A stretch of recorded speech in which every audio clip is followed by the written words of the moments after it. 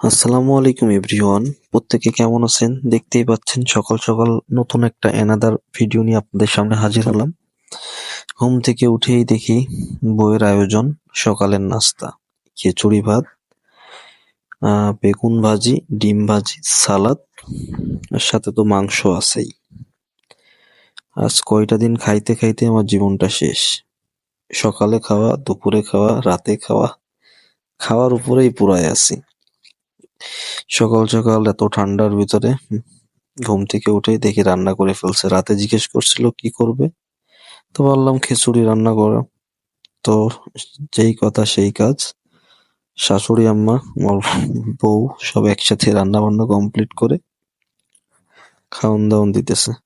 ওহ, heavy taste. শ্বশুর বাড়ির খাওয়া দাওয়ার টেস্টের মজাই আলাদা।